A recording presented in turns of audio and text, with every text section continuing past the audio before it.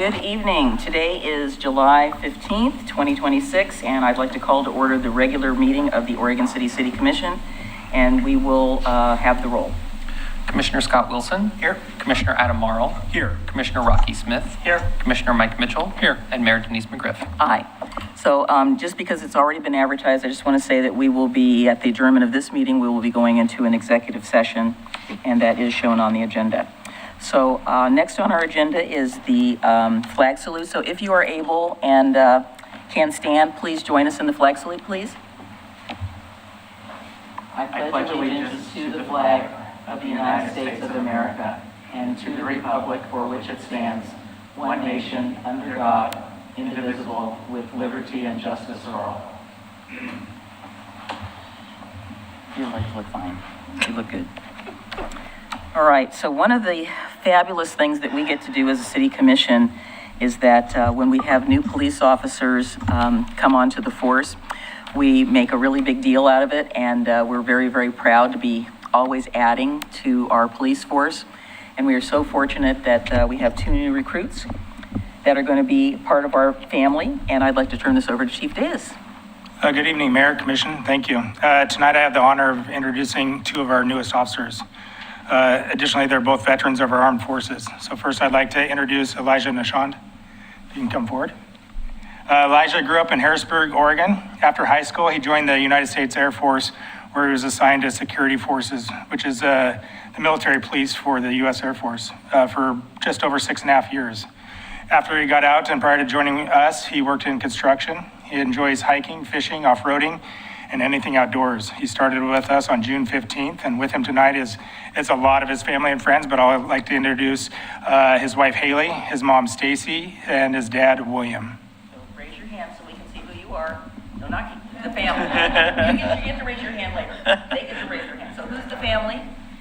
Raise your hand. There's a lot of them. They can all raise their hand. Yes, all of you raise your hand. All. We want to see. Yeah. Okay, thank you. Next, I'd like to introduce Ryan Pascal. If you can come out forward now. His last name should sound familiar. He is the son of a retired Sergeant Matt Pascal. Ryan grew up across the river in Westland and graduated from Westland High School. After high school, he attended Oregon State and chose to join the United States Army. He served for 4 years in the United States Army, 3 of which were served as the guard sentinel at the Tomb of the Unknown Soldier. Most recently, he worked for a United States House representative as a congressional aide. He also enjoys hunting, fishing, and spending time in the outdoors. Ryan started with us on July 6th. With him tonight is his mother, Kristen, his father, Matthew, his girlfriend, Lauren, and again, many family and friends. Okay, next group of family. All right, awesome. And you'll notice, as with tradition, with the parent being in law enforcement, after Ryan is sworn in, he will invite his father to pin on his badge. So we're ready. Let's do it.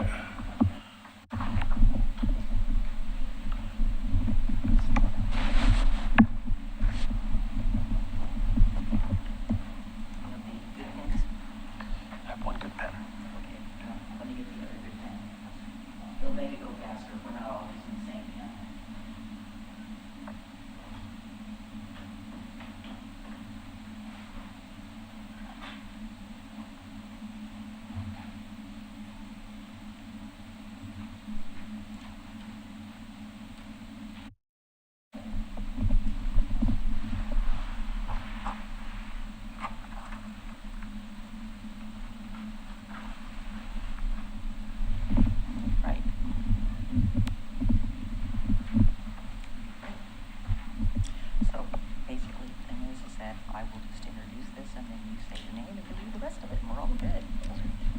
So you ready?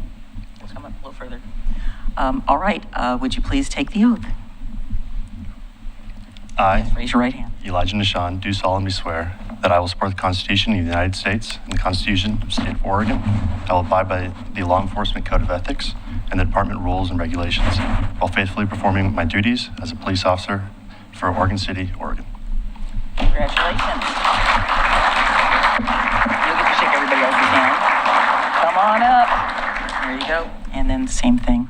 So, raise your right hand. I, Ryan Pascal, do solemnly swear that I will support the Constitution of the United States and the Constitution of the State of Oregon. I will abide by the Law Enforcement Code of Ethics and the Department's rules and regulations while faithfully performing my duties as a police officer for Oregon City, Oregon. Congratulations. And let me put these away.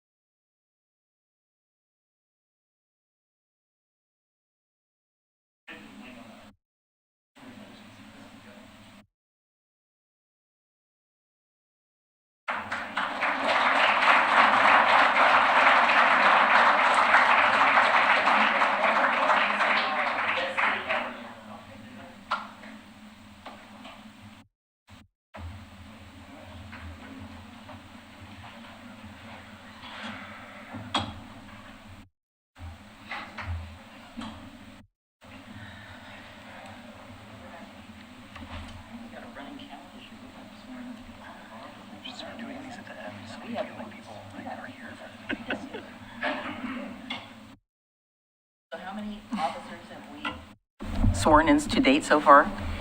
To date, 10, and those 2 are overhires. So working with the city manager and finance, we're actually hiring for predicting for future retirements. Awesome. That's fantastic. Yes, it's definitely a good spot to be in because our other neighbors are not in a good spot. So we don't really care what they're doing.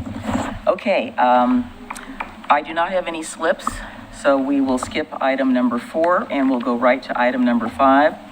We have the Water Infrastructure Finance and Innovation Act WIFIA program update from our very own Patty Nelson and our fabulous Finance Director, Mr. Matt Zook.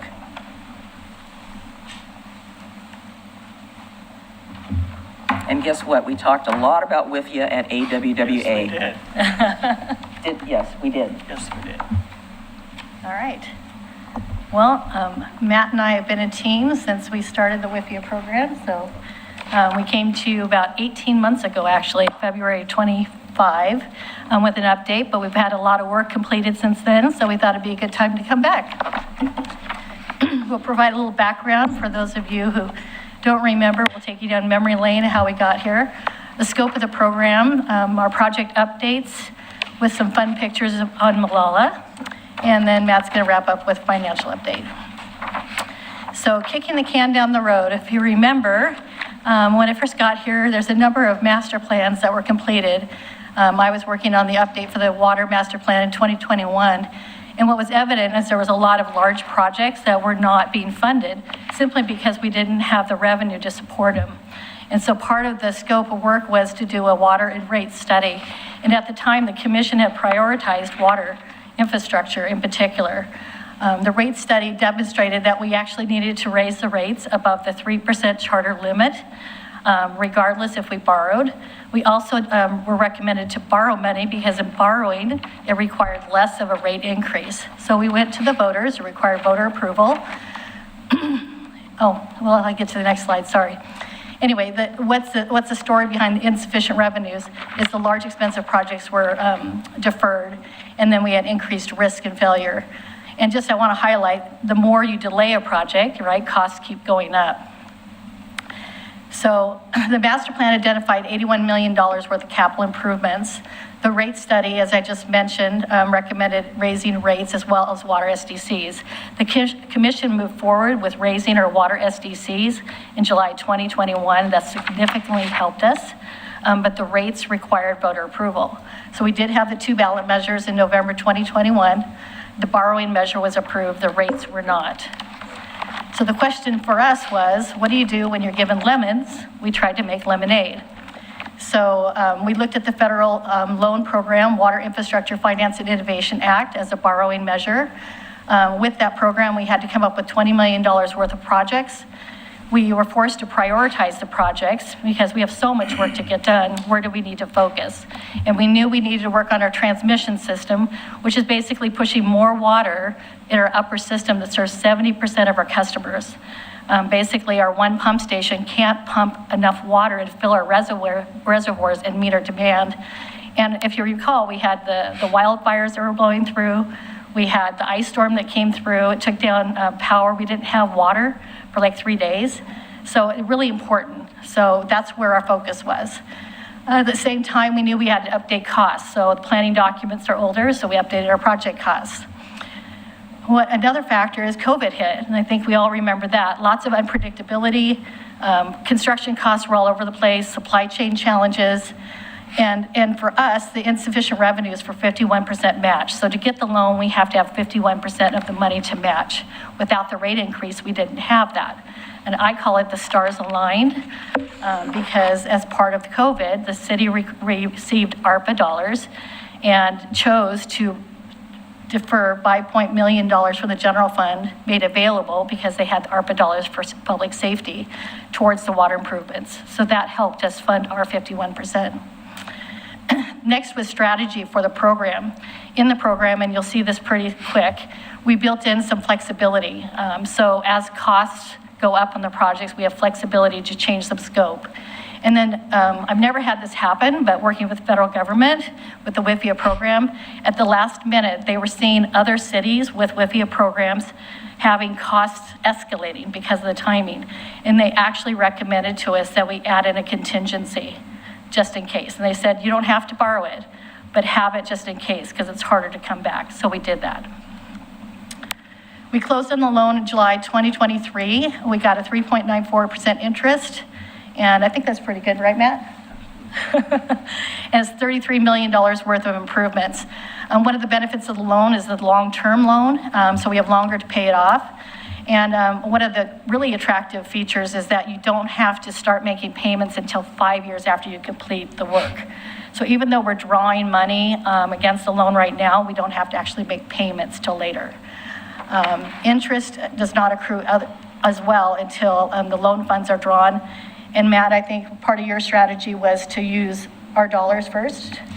Yeah, one of the things that we decided to do was to spend the city's money in both rates and SDCs first to reduce the amount of borrowing until the last possible minute to defer interest costs that we would be incurring. Of course, we're measuring that against our own cash flow, and we have the ability to do that. So there'll be a slide here in the future that'll talk a little bit about that. And I think by doing that, we were able to, save some money on the interest costs. So. And then all of this work needs to be substantially complete by by June 30th, 2028. Matt?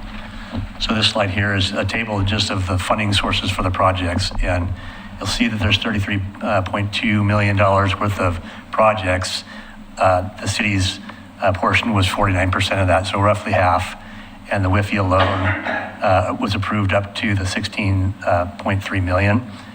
And the city's funds actually came from three sources. One of those was just mentioned about the ARPA funds that came from the general fund, that were freed up from the general fund, 5.6 million, about 17% of the projects.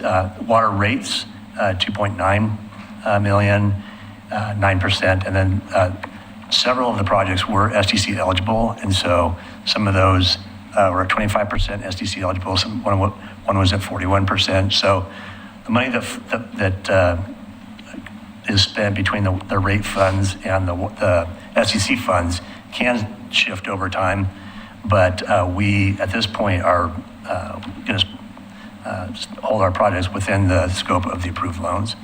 And so we're about halfway through at this point. The one thing I'd like to highlight is these numbers, vary, and they have varied. So in terms of the percentage of the water rates, how much, and the percentage in the water SDCs, there's some fluctuation, and a lot of that has to do with the project costs.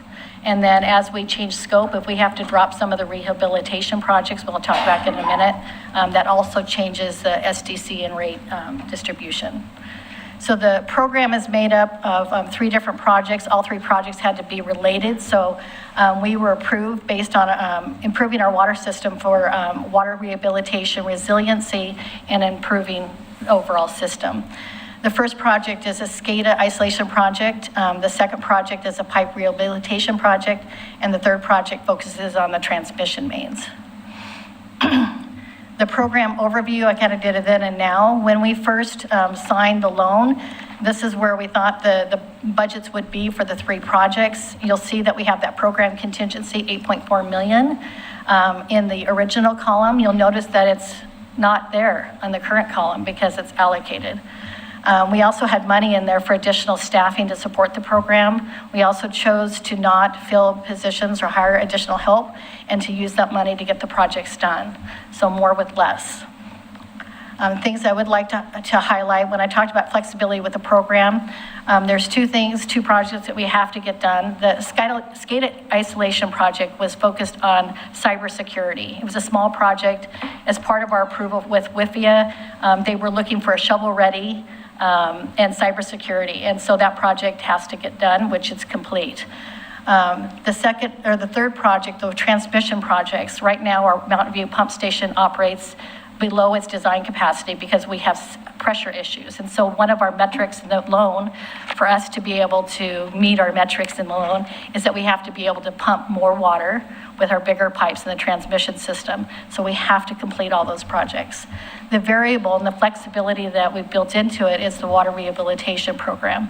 So every year, without the loan, we've been nibbling away, taking a bite of the apple and replacing old pipes. That's what this program is. And so we originally planned 8 projects. We're now currently budgeted for 5. And so that's where we have the flexibility to drop projects if we need to. This is where we stand right now. Looking at the dollars, we're about 43% spent. Our largest project, which is our Henry C project, the $10 million project, is currently out to bid.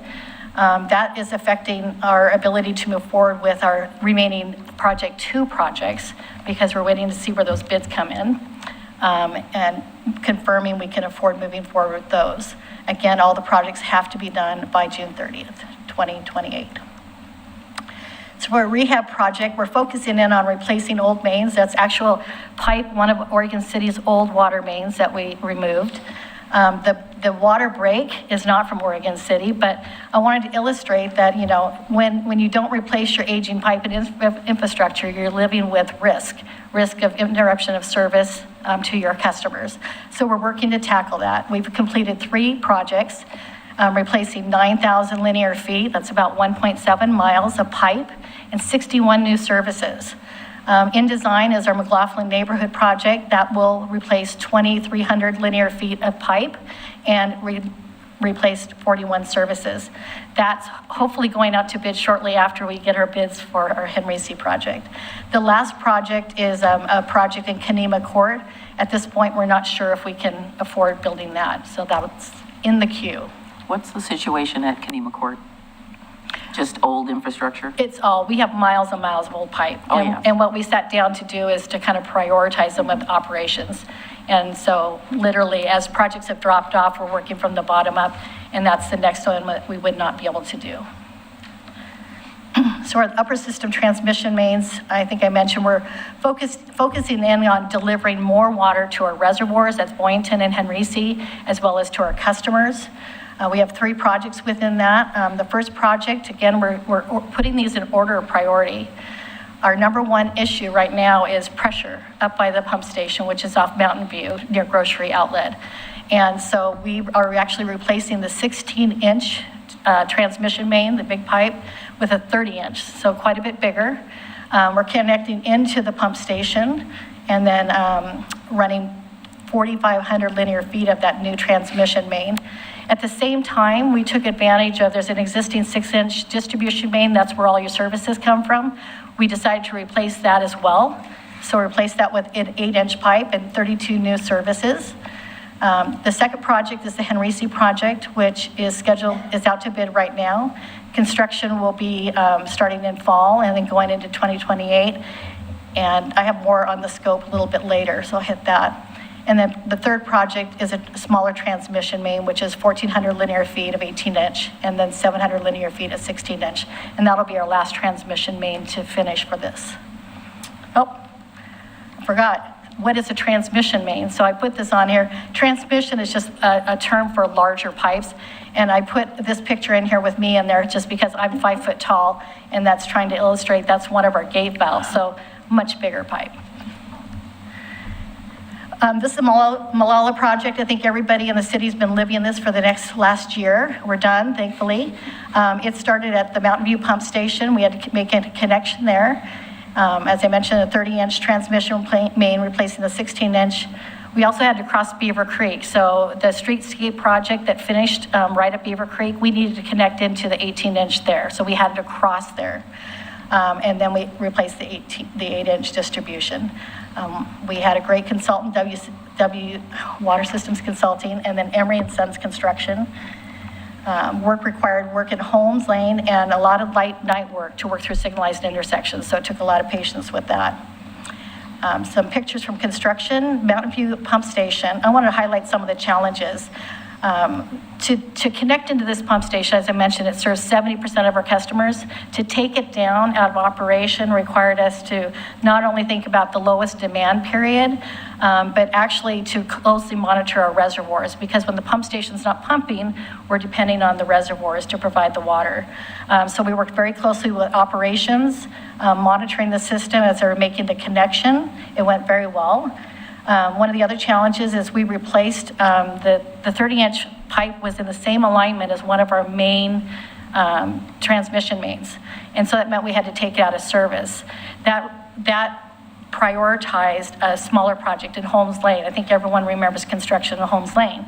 Well, we pushed along the water main project replacement of the 12-inch because we wanted to make sure we had a really good pipe when we're only depending on it when we took down this larger 16-inch. So that's why we pushed that project ahead. Beaver Creek Crossing was another challenge. There's 2 48-inch culverts that we actually had to cross under. There's a number of utilities that required night work, and it also required a weekend closure. That went remarkably well. I'm very happy. It took a lot of time to come up with the design and the approach. And working next to the rehabilitation center there, they were great, but of course access was a big concern, and that also went well. Malala Avenue, one of the things I wanted to highlight is that with replacing 2 pipes, normally you'd have 2 trenches. Our consultant came up with a design where we'd have one bigger trench and put both pipes in the same trench. That actually minimized the temporary paving that we had to struggle through, kept it in one place. And actually, I was concerned about production rates. So I think we planned on, say, 90 feet a day.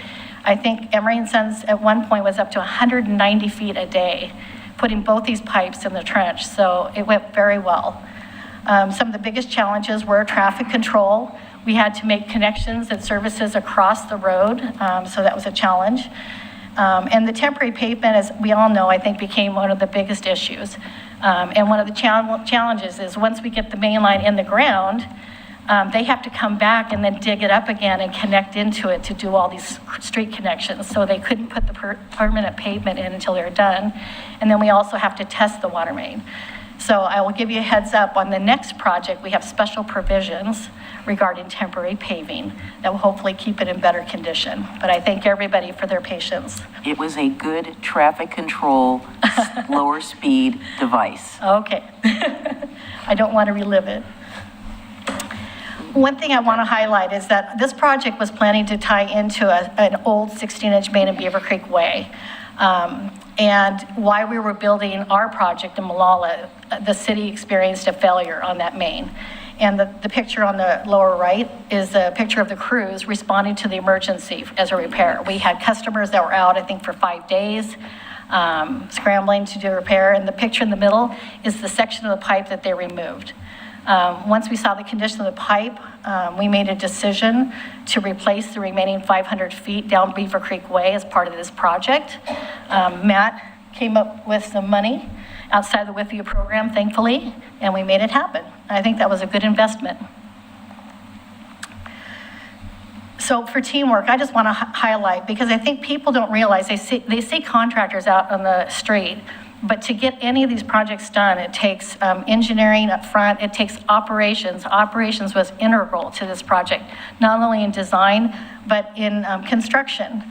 Every time we make a connection to the main, anytime that we have to test those new pipes, our team is out there day and night. So it takes everybody. Our next project is the Henry C. Pump Station project, transmission main. This project starts at Beaver Creek and Glen Oak. So we have a 16-inch main right now that feeds our Henry C. reservoir. It's too small. We're going to be replacing it with a 24-inch pipe that will tie into the 16 at Glen Oak and the 16 at Beaver Creek. And that'll deliver more water to the reservoir quicker and faster. We're going to repurpose that 16-inch, so we have some infrastructure there to reuse. We're going to reuse that to deliver the water then back to the community. So we are making use of what we can. More importantly, we have an old pump station. That's the picture in the middle. It's called the Fairway Downs Pump Station. That was supposed to be temporary. I forget how many years ago that was, but it runs all the time. It has a hard time meeting the demand. So we're replacing it with a larger pump station at the Henry C. project site, and we'll be abandoning the Fairway Downs pump station. And when we're done, right now we have a temporary Timberview complex, a Timberview development off of Beaver Creek Road is temporarily served right now from Clackamas River water. This project will allow us to transfer all of those services to Oregon City. And so we'll be making that as part of this project. Design is complete. We're out to bid. We had our pre-bid on Monday. We had a great turnout. Bids are due August 4th. And construction's planned to start in fall and then finish in spring. All right, Matt. So we mentioned earlier that this was a federally funded program, and some of the benefits of that, we've already talked about the lower interest rate. The closing costs on this loan was only $308,000 for a $16 million loan, which when you go to the open market, it's a lot more. We did use all the professionals that we needed to, the bond attorney and the financing team, but it was relatively low cost. And these are some of the requirements that we have, just that we do to monitor our progress. Patty does a quarterly CIP update, and I update the financial model quarterly. We have been receiving we've received a couple drawdowns to about 5.5 million thus far. We have quarterly and annual updates to WIFIA, and it's been a good experience. I'm curious what you learned at your conference with WIFIA, but working with the feds is not always easy, but it's been actually, they've had a great team. They've had a little bit of staff reduction at some points with just the federal fluctuation, but our reporting and our process has been good, and we are getting ready to submit the annual financial model again, and I'm pleased to say that our financial forecast looks great. So, Oops. Any questions? Go ahead. Thank you, Mayor.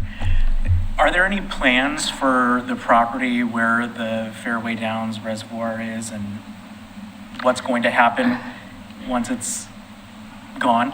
So the existing pipe that runs through there to serve the subdivision behind it will remain. There's no use for the building. We don't have any money at this time to do any demolition or anything, so we're going to simply cut the connections to the pump station and abandon it as it is, and I guess as money becomes available, maybe that can be demolished and something else be repurposed for that project, for that property. Okay. Anything, Michael? No, I just say, it was good to see on the earlier page where you would forecast expenses in the different categories and 517,000 or something that was going to go for staff positions that you didn't do. So that's $500,000 that goes into the ground. So thank you for figuring out a way to do that. What? Anything, Scott? No questions, but again, I really appreciate the report. It was really helpful to understand how this project is coming along and where it's going, and again, very, very informative. So thank you very much for taking time to come present to us. I just wanted to thank you both and all the staff involved.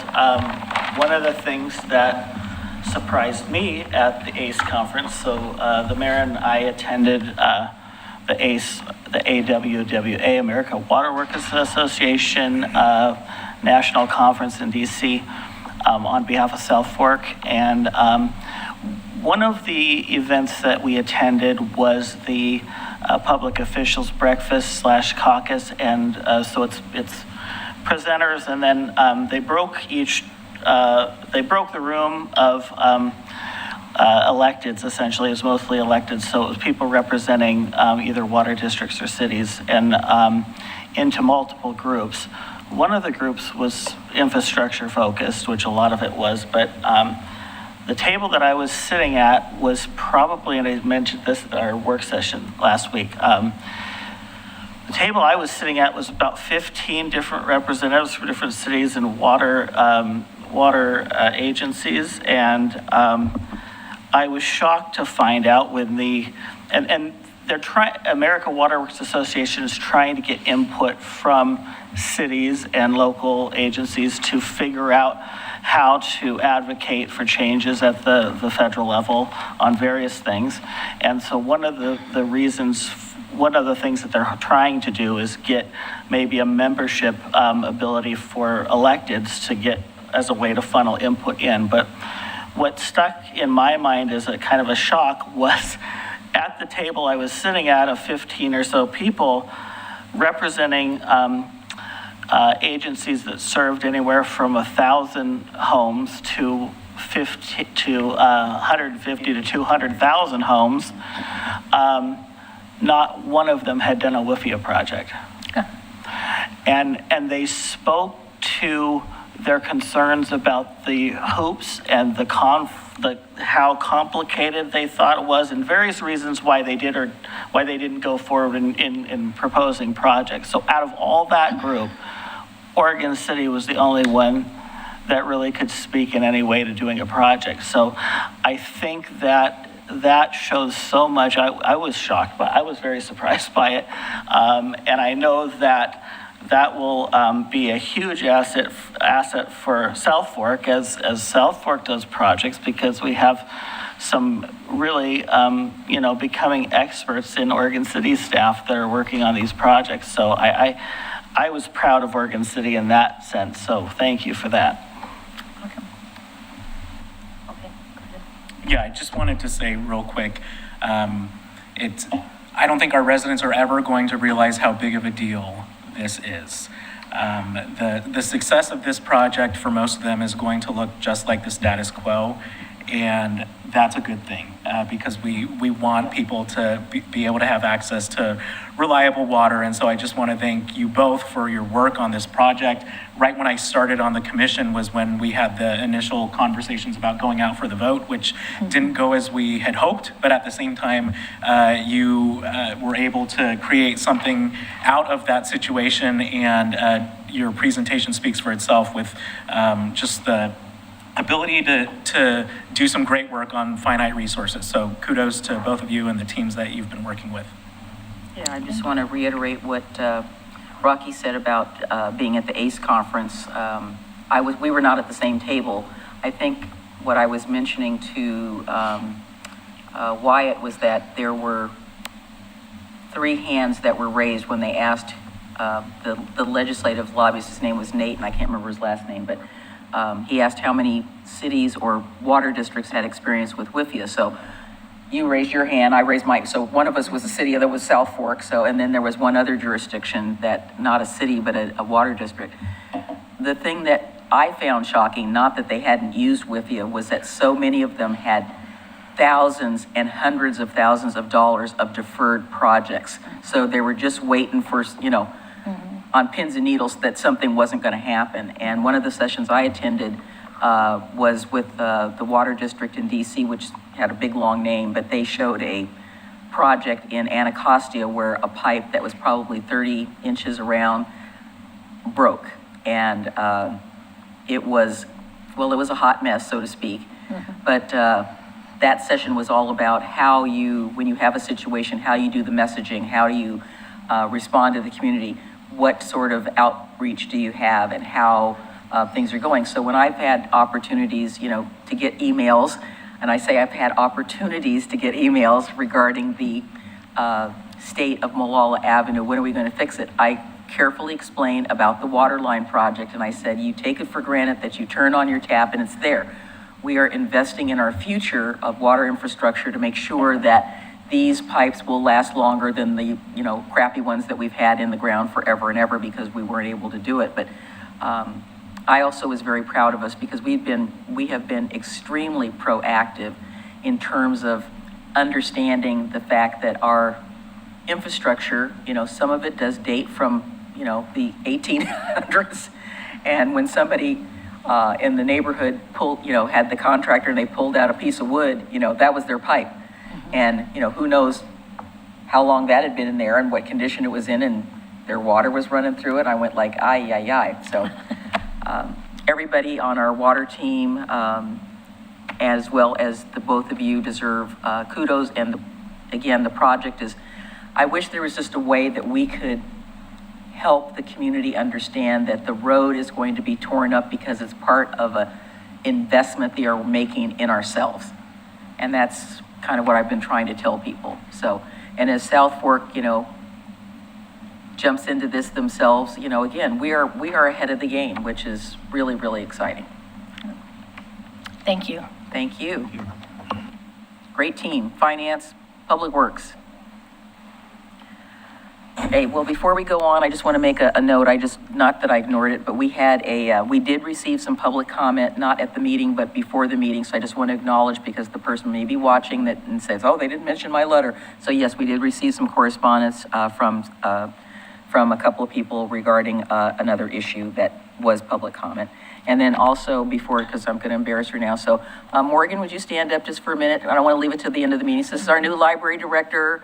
We're so glad she's here. Yay, thank you. Welcome again to Oregon City, the best city ever, as I like to tell people. All right, so Mr. Perno.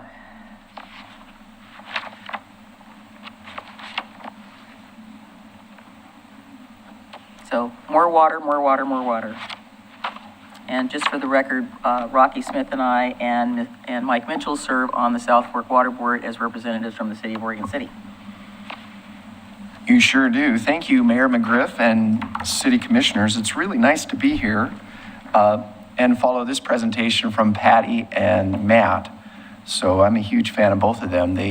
Patty deserves extra special recognition for the work that she did pulling all that WIFIA application together. And all of those projects, it's fun to see those going and also see how fiscally responsible the city's been in working with those different programs. So, and she's only a phone call away for advice. We call her all the time. The other thing I noticed, I walked into the room and it was packed, and I thought there's so many people excited about water. Turns out Elijah and Ryan are our new police officers, and they're doing more an excited amazing about job the police for the city. It's all police. It's okay. Yeah, they're pretty amazing. So great job from the chief. Well, my name is Wyatt Parno, and I'm the Chief Executive Officer of South Fork Water. We are the drinking water treatment plant that provides water for the city into the pipes of distribution that Patty just talked about. I'm here this evening to provide an overview of a water management and conservation plan for Oregon City's drinking water system. And my primary focus is going to be on water conservation and water curtailment.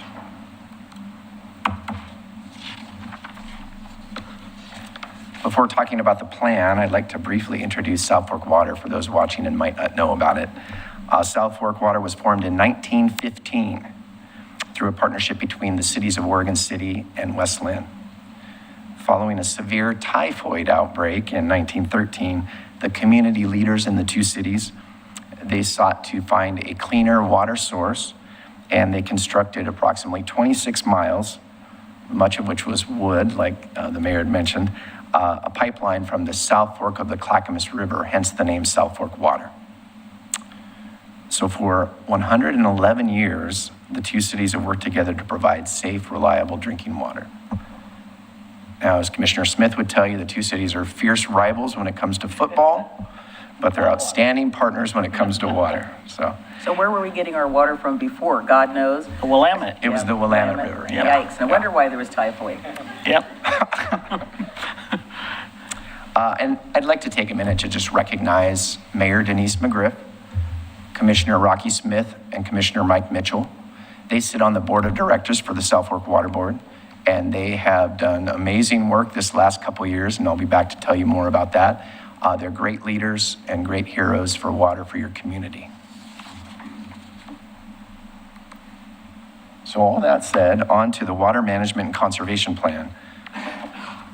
It's required under Oregon law, and more importantly, it's a good resource for us to use water resources responsibly. South Fork Water developed the plan this spring in partnership with Public Works staff from Oregon City, many of which are here, and from West Linn. And the draft of the plan has been submitted to the Oregon Water Resource Department, and we anticipate their approval later this summer. There's 4 major elements: water supplier description, water conservation, curtailment, and supply. And I'm just going to focus on conservation and curtailment this evening, especially because of how relevant it is going into the summer, the weather conditions.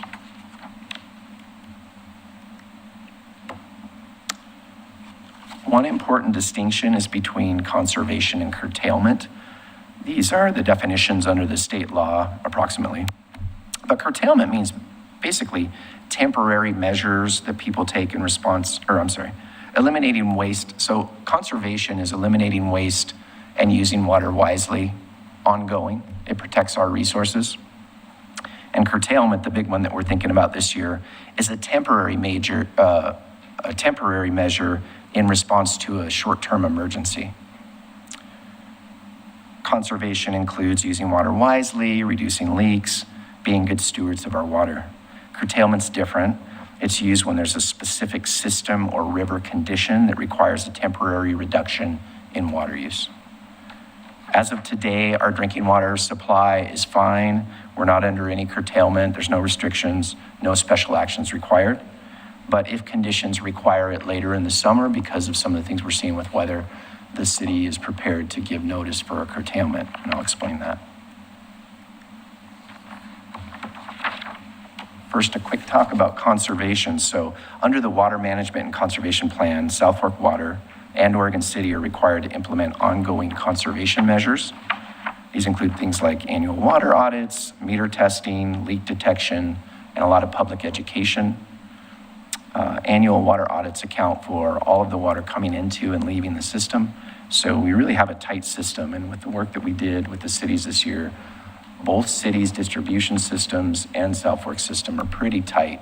So we're using water wisely without a lot of loss. Community members also play an important role in conservation. So while the cities and South Fork are required to do certain things in the plan, the community recommendations that I have here are a couple of things. Members of the community can water landscapes efficiently, and I like to keep things simple. So there's some different guidelines out there, but generally watering your lawn 1 inch per week is the recommendation. And if you water between the hours of 8 p.m. and 8 a.m., that's a good idea because you don't have evaporation of the water, so it's good use of the water. And finding repairs to leaks and making those, and then installing water efficient fixtures is a good idea, and just using water wisely. Now, this is a little bit of a tricky one, but it's a requirement under state law. So curtailment is South Fork Water and Oregon City's response if there are emergency conditions that require a temporary reduction in water use. There's 4 stages of curtailment. Most of them are based on whether we have adequate storage in our system for public health and minimum fire flows. Stage 1 is voluntary. Stages 2 through 4 become mandatory if conditions require them. And one important exception is that under stage 2, that trigger can be brought on by a fish persistence requirement that's established in state law. So all of the stages are related to our storage capacities, and we're not very concerned about that even this year. The fish persistence requirement for a mandatory curtailment in stage 2 is something that we're watching closely. Is that something that they had issues with down in the Klamath Basin? A few years back, they were having to curtail water use because it was threatening the fish. Yes, there's different requirements based on what OWRD places on different water bodies. So the Clackamas River's requirements are specific. Other water bodies are a little bit different. And here's a nice slide about fish persistence. So South Fork has that unique trigger in stage 2 related to fish persistence in the Clackamas River specifically. So as a condition of South Fork's senior permitted water rights extensions, stage 2 mandatory curtailment is required if river flows fall below established fish persistence thresholds. During the summer, it's very specific. The target flow is 650 cubic feet per second. And that's what I'll focus on now because it's the summer. But during the remainder of the year, it's under 800 cubic feet per second. This requirement's based on river conditions, not our drinking water supply. So depending upon the flows of the river, that determines whether there be a curtailment. And then if those conditions occur, South Fork will coordinate with Oregon City and Westland, and the cities have been preparing to communicate effectively with the citizens.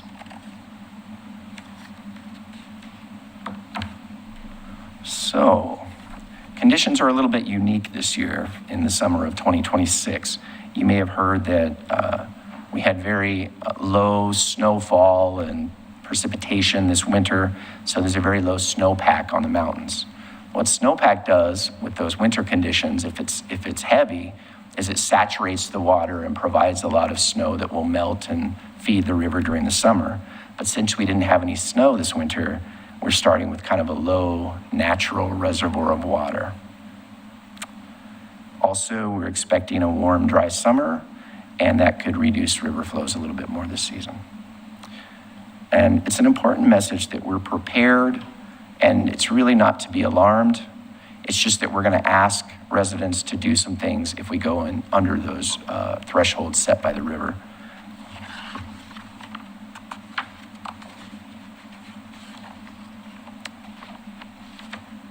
I didn't put it on the slide. I think I put it on the last really busy slide. But basically, if we enter that stage 2 curtailment, that's going to be mandatorily asking residents to water between the hours of 8 p.m. and 8 a.m. So the city would issue that curtailment requirement.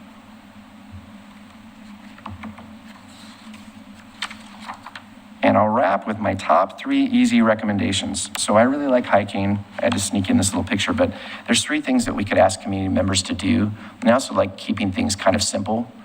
There's probably lots of answers to how you should water your lawn, and you can look into that deeply and be a good conserver of water. But what I would ask for folks is first, just water your landscapes efficiently. So like we said, most landscapes need about 1 inch of water per week. Water during the evening or early morning hours, so you're not wasting water.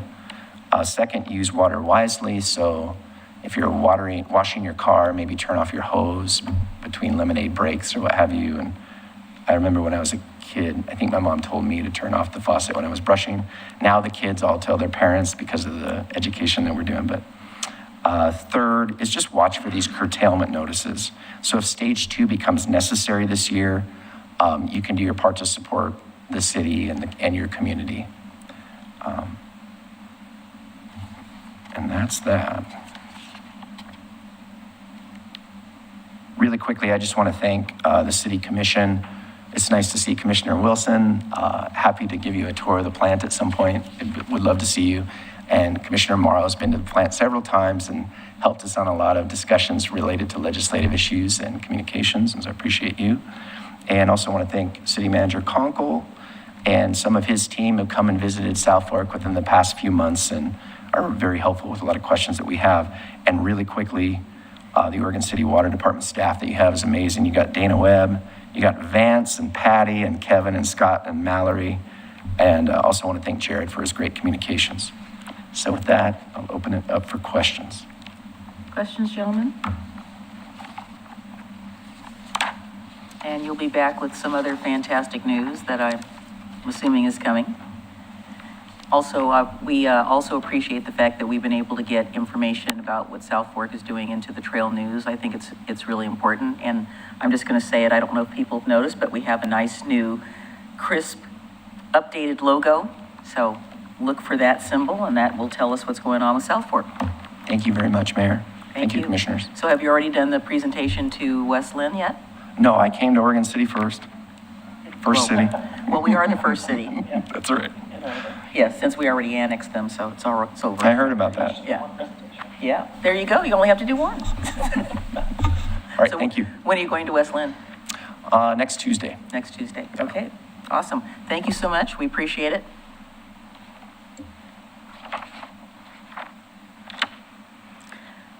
All right, next we have the adoption of the agenda, item number 7. Is there anything that anybody has concerns about, or do we have a motion?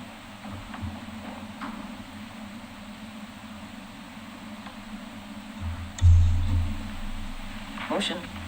Move to adopt the consent agenda. Is there a second? Second. Okay, it's been moved and seconded. And I do want to commend the chief for getting item number 7C completed. I know that's been not a long time coming, but we've had to work through some issues, but it's something that's absolutely necessary, and I'm really happy to see that happening. So let's have the roll. Commissioner Scott Wilson. Aye. Commissioner Adam Morrow. Aye. Commissioner Rocky Smith. Aye. Commissioner Mike Mitchell. Yeah, whatever. And Mayor Denise McGriff. Aye. Motion passes. Okay. Does anybody need a break? No? Good. Keep going? Okay. All right, so the next item on our agenda is item number 8. It is a public hearing. It is an appeal of systems development charges for 20282 Chanticleer Drive. And who is, Mr. Wheeler, thank you so much for coming on up.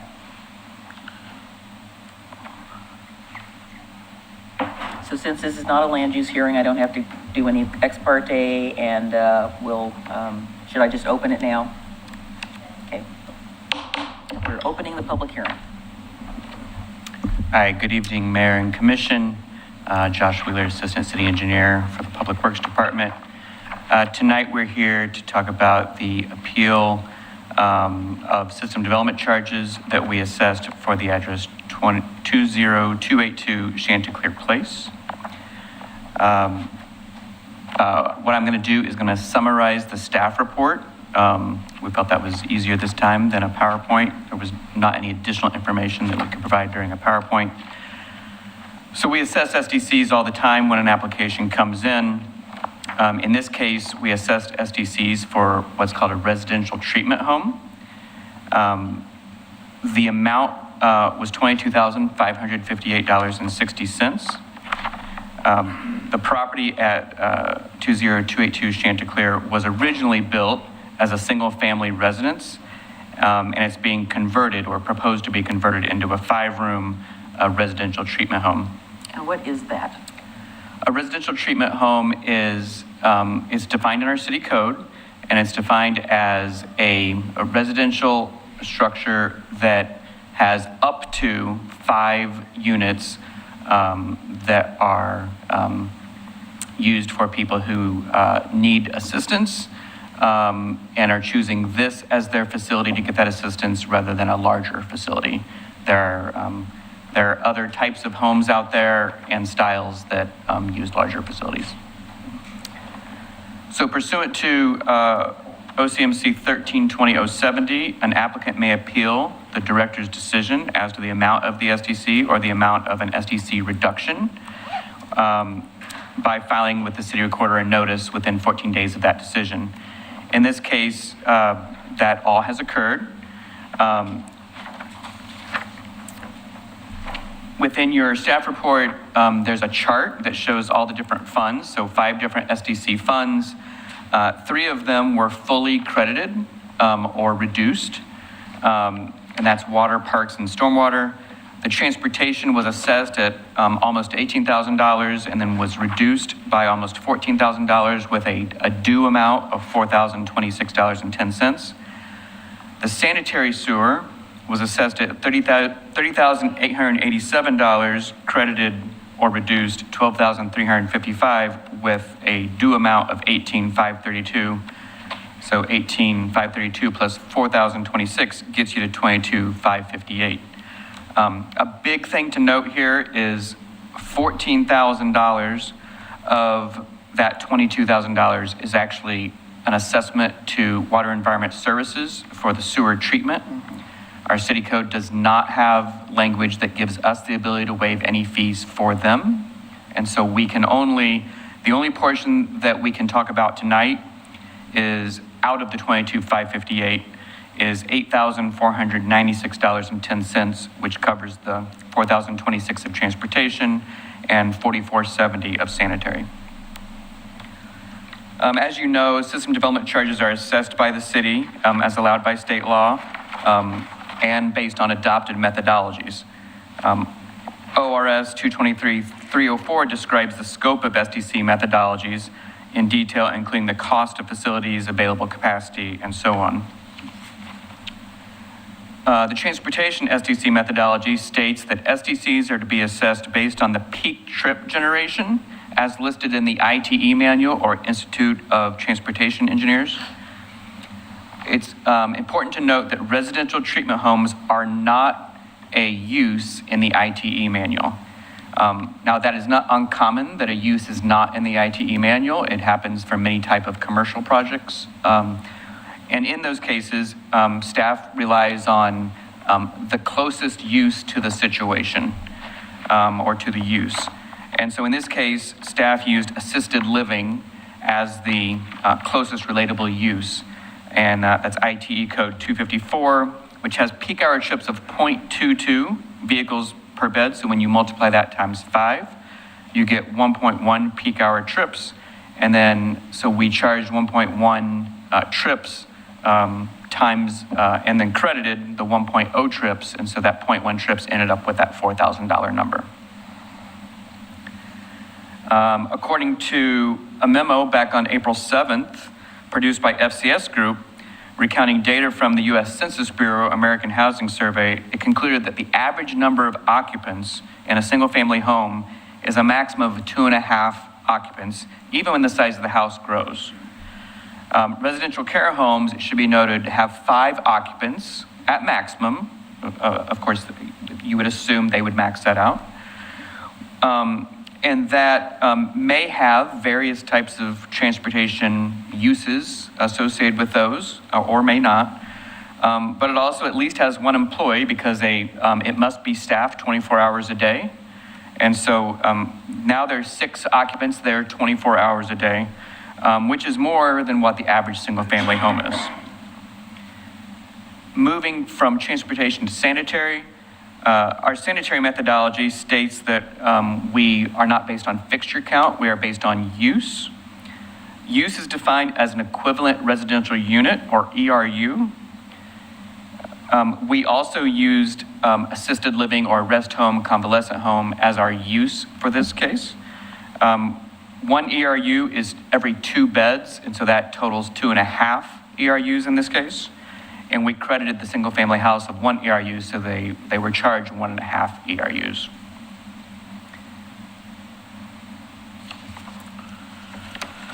front of my page. Ultimately, we feel that this residential treatment home, which is other parts of the staff report talk about, is something that is becoming a use that's becoming very common statewide and citywide. There's a big growth in this industry. And we believe that a residential treatment home, while in a residential structure by building code, allowed to keep building code residential standards, is still a business. And that business use will demand staffing support that places a greater demand on city streets, sanitary sewer systems, and the assessments are calculated using those city-adopted methodologies. Along with a survey of customary approaches in other jurisdictions. We've talked to Water Environment Services, we've talked to Oregon Health Authority, we've consulted with our city attorney, and so for that reason, we recommend tonight that the appeal be denied. I am here as staff to answer any questions. Our city attorney is here for any legal questions, and the appellant is also here tonight. Okay. Great. So thank you very much. Any questions? No. Nope, I thought the report was very thorough and very clear. Do you want to come up and say something? The appellants? So I know this is probably your first time, so just your name and city of residence for the record. That's all you need to do, and then turn the green button on the, Josh will help you. There you go. You can turn the green button off on the other one. Good evening, Mayor and member of the And City be sure to speak Commissioner. into the mic. So just, you can move it, it moves around. There you go. Good evening, Mayor and the member of the City Commissioner. My name is Chalti Wakidra. I am the owner of the home located at 2282 Chanticleer Drive. I am a 21-year United States veteran and licensed healthcare professional. I am here tonight because I believe the system development charge assessment applied to my property is inconsistent, disproportionate, and does not accurately reflect the nature of the proposed use. My appeal rests on one simple principle: consistency.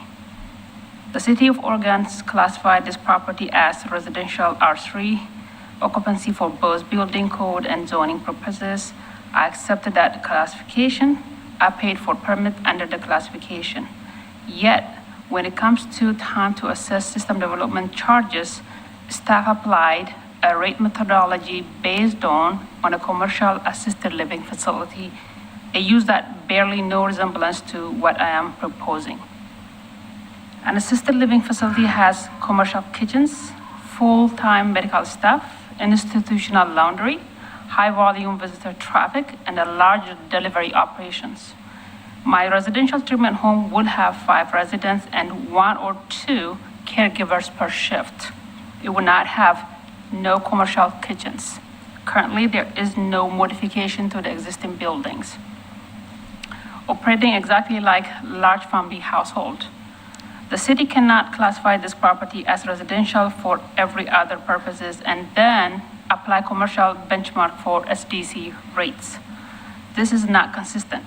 That is a definition of an inconsistent standard. On transportation, staff selected ITE code 254 assisted living as the compliance use because residential treatment home does not appear in the ITE manual. But the manual contains other categories that are far more accurate, reflecting a small staffed residential home such as foster home, group homes. The difference in infrastructure demand between a 5-bed care home and an institutional assisted living facility is not marginal. It is substantial. Staff acknowledge in their own report that the level of required support at my facility will be less. If that is true, the assessment should be reflected. On sanitary sewer, my property was assessed at 2.5 equivalent resident units, 2.5 times the rate of the single-family home currently is. This multiplier is designed for convalescent hospitals with commercial-grade water consumption. 5 residents sharing a home do not generate a convalescent hospital-level sewer demand. A rate of 1.0 to 1.5 ERU would be far more appropriate to actual anticipated use. What I am asking for tonight is not a waiver. I am not asking to avoid my obligation. I understand and accept that there is a legitimate increase in demand over a single-family use, and I am prepared to pay a fair and proportionate SDC. What I'm asking is that this commission exercise option 2, approve the appeal with amendments, and direct the city's portion of the SDC be recalculated using a methodology that accurately reflects a small state-licensed 5 residential care home operating in a residential structure. The Water Environment Service portion is outside of the city's commission authority, and I accept that. But the city's portion, approximately $8,496, should be assessed on a fair residential scale base. I also want to note for the record that the commission has an opportunity tonight to set this right precedence. Oregon Health Authority received over 100 residential care home applications this year statewide, compared to 10 prior years. These are homes serving Oregon's most vulnerable residents, mental ill individuals, and these individuals are better cared in a home-like environment and where they can be rehabilitated and integrated back to community. However, this commission treats this appeal will matter beyond this property. I respectfully ask for your support and thank you. Any questions?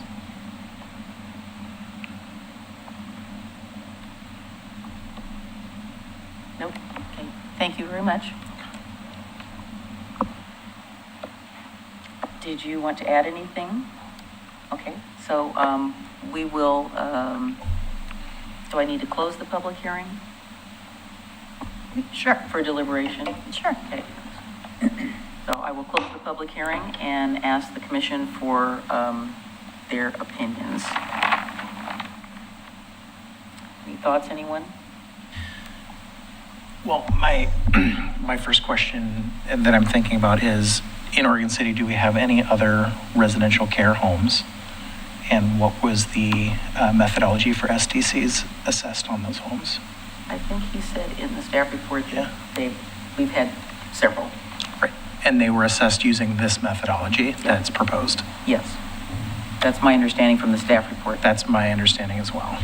Yes, over the past year, we've had approximately 10 or so, which have been the same methodology was assessed.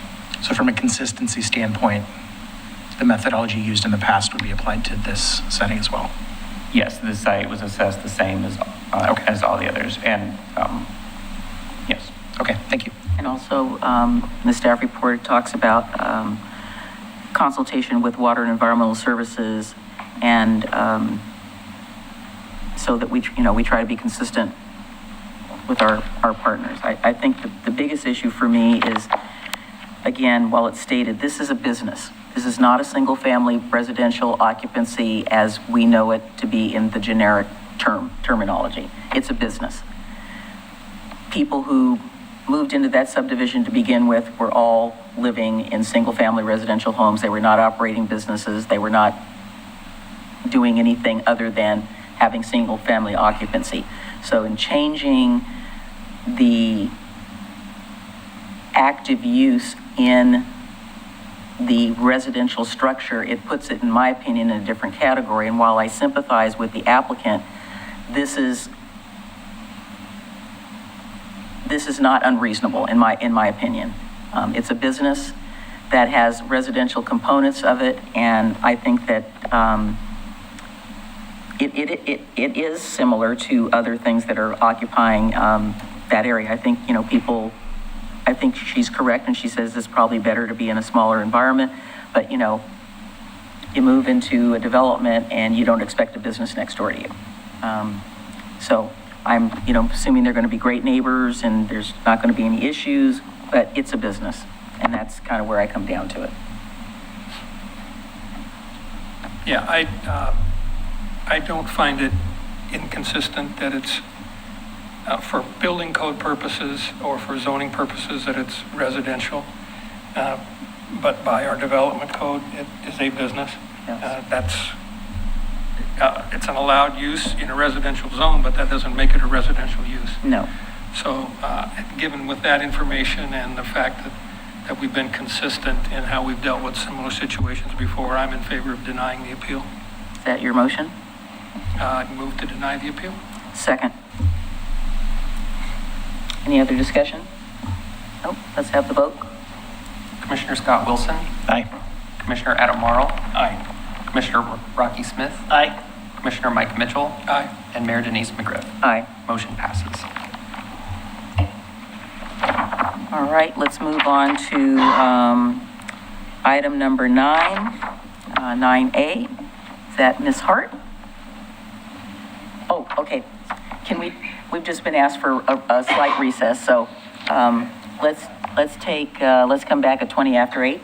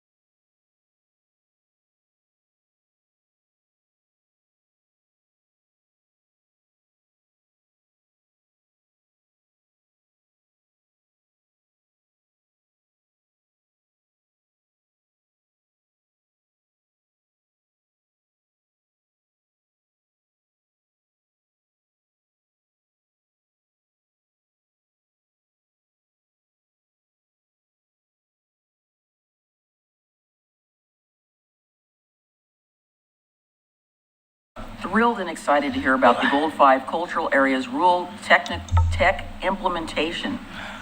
I'm glad you're excited. Well, I've got to be excited for the rest of them, you know. Somebody has to. Somebody has to be excited. Thank you. Well, good evening, Kelly Hart, Community Development Director. Before you tonight is mostly just an informational item on recent state rulemaking regarding cultural resources and tribal notification requirements. Just for a really quick, brief understanding, I'm going to talk about 3 different areas of the rulemaking. One of them results in us having to do some very minor code amendments. The other 2 are really just informational as opportunities that are now available, but really would require tribes and the city to work collectively together to identify the benefits, opportunities, and whether or not to pursue them. So one is something we have to pay attention to. The other 2 are just options that are available. So aren't we already doing that now? Short answer is yes, but with slight modifications. Slight modifications. Yes. So you're going to explain what the possible implications are? I mean, this is all a positive. It is all a positive. And so, yes, I will explain the differential. So on December 4th of 2025, the Land Conservation Development Commission adopted these rules as part of the statewide planning goal 5. And this is really just to ensure that there is clear and available knowledge and notification provided to tribes and protects cultural resources.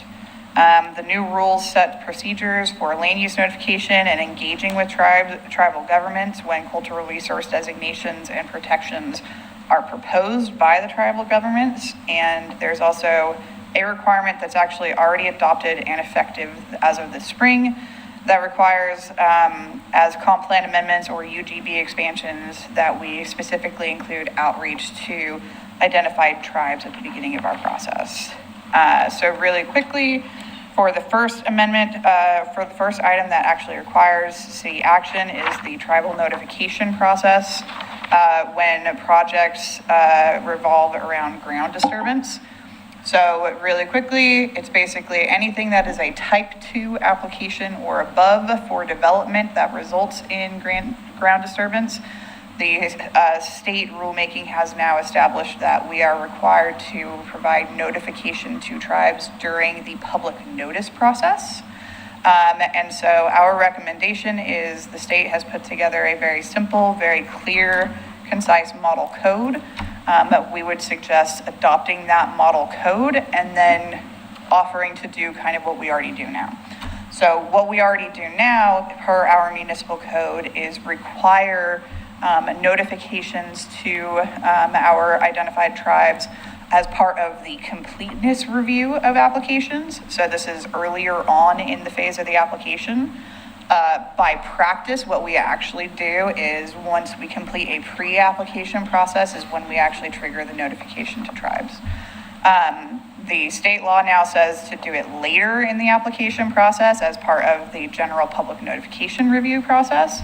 And so what we would suggest doing is adopting the model code to demonstrate clear compliance with the state, but also we would be intending to reach out to every single tribe to identify whether or not they also want us to retain our existing process that they would have notification earlier. So what this ultimately does is we provide code to meet state law, but we would actually potentially double the notification procedures for tribes as part of land use applications. So are you talking about notifying all 9 of them or just the ones that we think are affected? So the state has a requirement there as part of, you might have to help me with the organization that does it, but they identify the tribes that have an interest in our jurisdiction.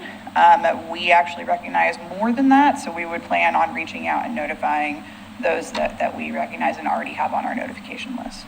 So what does the law define as interest? That's a great question. I know we planners, we're just so persnickety. Mayor McGriff, I don't know the answer to that. I would have to look into it further. I think because the city has an established practice of providing more robust notice, I think that will be sufficient. And if the planning department also complies with the later part, we think it will be sufficient, but I don't know the answer to that question. What do you think? I saw you move your microphone closer, so I didn't know if you wanted to say something. You don't have to say anything. I was just going to be a little snarky about, Okay, well, now that we can't do public notification to our residents and no citizens can comment on any residential land use development, does the interest tribe get to comment? well, Or are we just noticing? I was going to go there, but anyway, I was thinking the same thing because, what if the Chippewa tribe, who's not been in this area that we are aware of, says, oh, I have an interest. I'm not trying to deny anybody from participating. As you know, my goal is everybody gets to participate. So that's just how I feel about it. I just, the word is very particular because I read it and I said, okay, well, what do they mean by interest? I mean, if I say, oh, I'm interested in something you're doing, is that interest? I don't know what interest is. Anyway, you don't have to look it up or do anything. It just came to my mind as a land use planner, and I said, what does that mean? I think I would just go back to what Kelly and Carrie were saying. I mean, we've been doing this for Sure, I know we have. several years. Yeah, So we're way ahead of the I think we have game. a pretty good process in relationships and contexts Absolutely. at the tribes that have historically had an interest in this area. Yes, and I would say the reason that we can say that is that a year ago, I participated in a panel on how to get along with your tribal government, and we found out that a lot of the cities at the league meeting really did not pay any attention, particularly in Southern Oregon, where there is a lot of, I would say, interest, and they were not doing that. And so I was explaining kind of what we did, and it was kind of like, oh, we were an outlier at that time in terms of being more open in our process. So, I mean, I think we're doing the right thing. I don't have any issue with this at all. Just, sometimes, your guys' legal influence on me, those words come into my head and I think, okay, legally, what does that mean? Because things have been adjudicated for less that I'm aware of. Yes. So, thank you. You're welcome. This is great. We will provide notification based off of the state legal requirement while also maintaining our existing relationships with the tribes and doing the pre-application process as they wished and desire. So what that results in is us coming back to you sometime in late fall with a basic code amendment to adopt the model code basically into our code. And that's the only thing that we have to do as a result of these Goal 5 rulemakings. The other two items, which are cultural landscape designations and an optional local archaeological survey overlay, these are something that are collectively considered. We would recommend that we allow the tribes to step first and identify that they have an interest in pursuing something, and then we would work through perhaps a memorandum of understanding between our two organizations of how to move forward with that and be a participant in it. But basically, the process for the cultural landscape designation, this really is to allow for tribes to identify areas within the city that they find to be significant to them, and then we would have it as a designated area. It is a process that we would have to work through. Key component of this in terms of the land use side of the equation is that this process would not be subject to the 120-day rule. So we have time to work with them and make sure that we get it right. For the archaeological survey overlay, I'll just be a little flippant and say pretty much our entire city would fall under that. And it would require, as part of moving forward with something like this, it would require pre-construction surveys rather than doing discovery protocols for archaeological artifacts. So it would add an additional layer of regulation on a city that has lots of historical areas, but we would basically still have this as a recommendation of, if this is something that we hear from the tribes that they want to pursue, we would do it at that point in time. So again, just information, that's what happened. We'll come back to you in the fall. Sure. So I just want to add for the record that when we were doing the, working with Wes on the work at Clackamat Park, they went through a process and did we talked about it at the Wes board meetings, that they were going to be doing some archaeological work, and they were consulting with, I think, a minimum of two of the tribes. So that was before your time, but again, we have a long history of participating in this and being quite open about those relationships. And, you know, like I said, we are way ahead of the game. So thank you so much. Any questions? Okay, pretty straightforward. All right, thank you so much. Let's move on to item 5, which is flavored nicotine ban follow-up. Excuse me, not number 5, number B, 9B. I'm looking at 5 on a different part of the paper.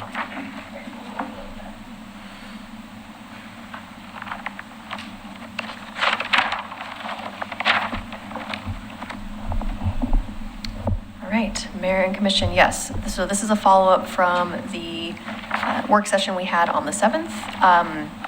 During that work session, there was review of a letter that was drafted by Carrie Richter, the city attorney, that was for distribution by the mayor to neighboring cities in Clackamas County, basically encouraging Clackamas County to do a countywide ban for flavored nicotine. And there was consensus at that session to bring this forward for formal adoption with all members of the commission present. So we have brought just the letter forward for approval this evening, and then you'll see that there is a copy of said letter with proposed red lines from Commissioner Marl that's been included in the, or placed on the dais for your review this evening. Do you want to add anything? Sure. Mayor and Commission, as Ms. Troutman said, at the work session, we briefed the commission on some various alternatives to moving forward with the flavor ban. And one of those alternatives was to ask Clackamas County to pursue a ban, which we think would be more effective, given that Washington County and Multnomah County are moving forward with their bans as well. And so we understand that Clackamas County has not formally been asked this question. And the idea was that we could garner more support from other cities first before we make that ask. And so when I drafted this letter, it wasn't intended to be the formal letter. It was intended to sort of present a draft of some ideas. I understand that it's a little too Oregon City focused. And at the time when I first drafted it, I didn't have the Clackamas County data. So it was very Oregon City focused. I understand that maybe we don't want to list all the mayors. I mean, maybe we don't want to keep our list to 4 mayors. Maybe we want to leave it open-ended and say interested mayors and city council, and then you can send it to every Clackamas County city. So anyway, this was much more drafty than I think that I may have suggested during the work session. So I welcome changes, and I'd be happy to make any changes you might identify. I don't have any issue with listing the jurisdictions. If we're going to, my thought was we were going to send it to all of them.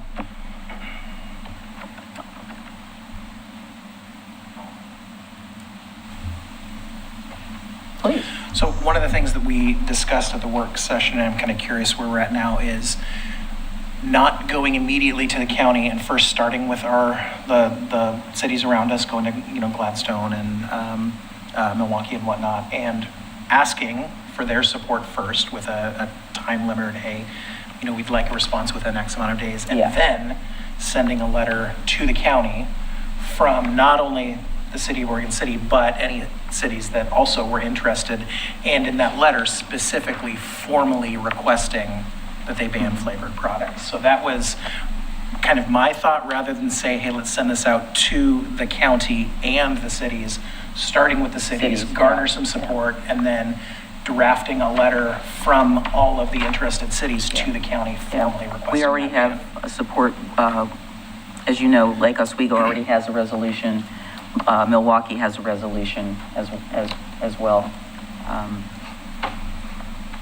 So that's 2 we can tick off our list. I don't know if Happy Valley has a resolution, but I know that I watched it. If they had, about a year ago, they had a presentation from their Youth Advisory Commission, very similar to the one that we had, and they were asking the city to, move this forward. But I think that's a great idea. That was my thought, that reaching out to the other cities, and I've mentioned this at the Metropolitan Mayor's meeting, that we were going to get back to folks. Yeah, and I would request, well, I understand that they have passed resolutions. I wouldn't want to send a letter to the county on their behalf with that formal request without again we need to getting go the back approval. and touch base with them. Michael? So I listened to the work session, and I'm looking at. And I didn't do it on fast I'm looking speed. at Commissioner Marl's notes, and I've just got some thoughts. So first thing, to Commissioner Wilson's comment, we wouldn't want to address this to The Chair commissioners. Roberts and the No, Board of Commissions. no. And I'm wondering why Westland and Wilsonville aren't on there. She said it wasn't a comprehensive list. I had mentioned in my comments that we would list all we'd have all the cities, including our friends at Johnson City. Okay, so we're going to list all the cities. Yep. Okay. I think the letter should start with what we're requesting, which is in the last sentence. Of the second page? Yeah, but I think it should start with that. When they get the letter, they should know what we're asking for. Yeah, it could be in the, And then, as Commissioner Smith pointed out at the work session, including the Oregon City statistics make it look like our problem. So I would just pull all of the Oregon City statistics out and only talk about the county countywide. statistics. Talk about the county statistics. Yeah. Which was shocking to say the least. Disappointing, but I have to admit, I really wasn't shocked. Right. It's unfortunate, but I wasn't shocked to find out we're at the top or bottom of the list, however you want to put it. Yeah. But I like all of Commissioner Marl's edits, and with those suggestions that I made, get the request to the top of the list and eliminate the Oregon City statistics. And I think this is the right way to go at it. It's similar to what C4 did a couple of years ago with common goals related to a transportation package. And all of the cities had their logo on there, and I think that just carries a lot more weight if we do it that way. So I think we're going at this the right way. Yeah. Adam? Thank you. The other thing that I wanted to highlight from our work session is we were briefed on how difficult it would be to implement something alone.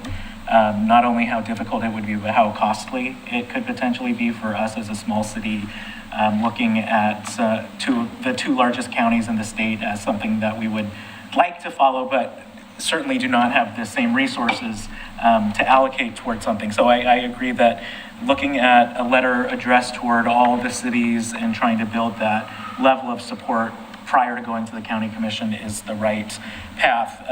If I may, could I just go through my red lines? I thought they were fine. I don't think we need to go through page by page. So I just wanted to highlight a few. Okay. So I don't think that we need to list every the reason why I underlined those two is because they just didn't include the first name like the other ones did for consistency. But if we're going to send it to all of them, I think it could just say Clackamas County City Council, or mayors and city councils of Clackamas County. I think that just makes the intro needlessly long. So that's what I would suggest. The reason why I crossed out that one on the first page is to what Commissioner Mitchell said, is that we're trying to convince them that this is all of our problem, not just Oregon City's problem. And then I will skip through some of the smaller ones. And the last one is I underlined Clackamas County on the last page because what it says is,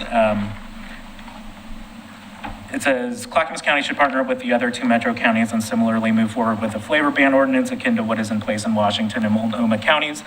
This will not only significantly contribute to curbing youth and young adult access to flavored nicotine products that will keep youth from other areas from seeking out these products in the only place that they are available in Clackamas County. And that's not a factual statement. It's a factual statement if we're saying that if we're assuming that these people only engage in commerce within the metro urban growth boundary. But I'm not going to, I don't believe that someone out in Forest Grove who's living under a ban is going to say, well, my only option is Clackamas County. Drive into Clackamas County. So I would not include that because there are probably options in Yamhill County or Columbia. I don't know what the other neighboring counties are, but that are. You're close. So those were my main suggestions there. I would say one of the things that I looked up today, just because it crossed my mind, is whether or not these products could be obtained through the mail, and they cannot, apparently. So I said, okay, I can't just, call up and get something delivered by, who. So that was good to know. Yes. Okay, I was just going to say, so as far as that language, what if it were something more along the lines of seeking these products out in neighboring Clackamas County, because we are a neighbor to both Washington and Multnomah counties, and that would be factually accurate. I don't mind that.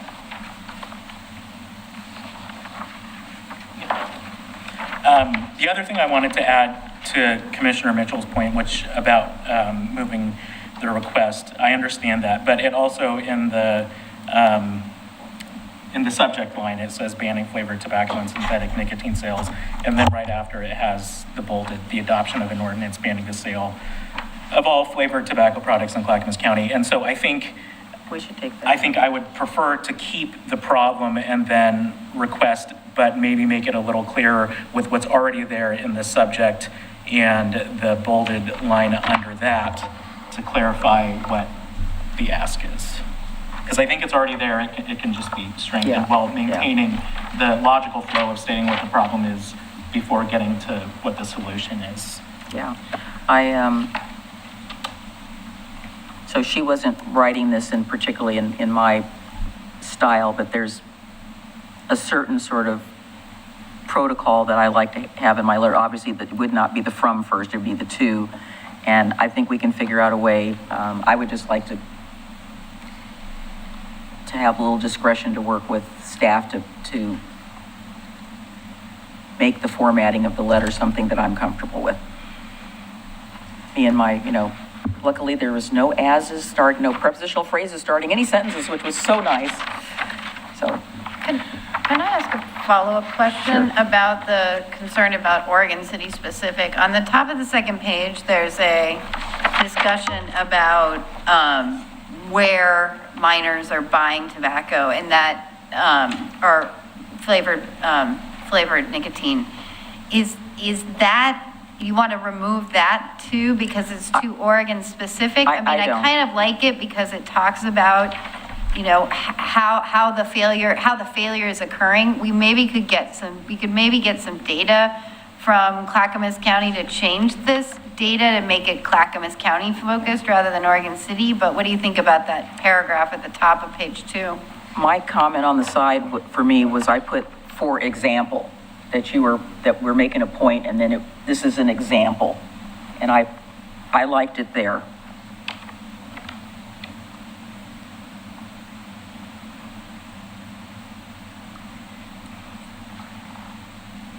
I guess I don't have the problem with the first part of it, but comparing our sales to minors to the others troubles me a little bit. You're talking about the second sentence. Yeah.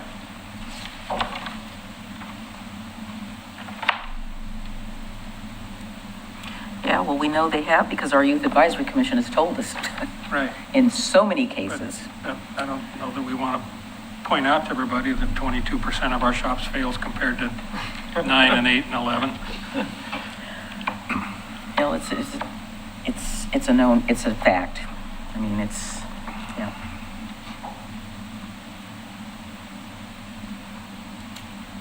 I think the other thing too, on the very last paragraph where it says Clackamas County should partner with it, that we would like Clackamas County to partner with the 2 other metro counties.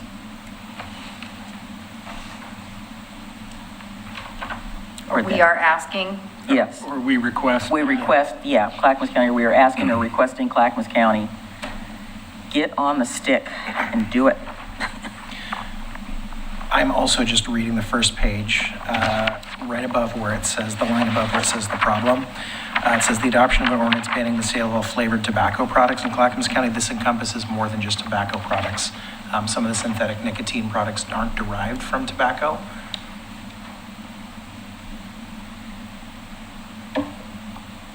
I also got asked about that other substance that you see. It's, I don't know how you pronounce it. Kratom? Kratom, yes.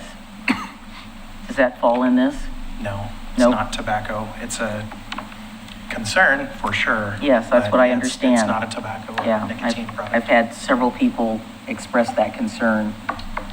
So Commissioner Wilson, what you're saying then is we need to, if we're going to refer to it as flavored tobacco, we need to include the synthetic nicotine reference as well. Correct. Yeah. Yeah. Thank you.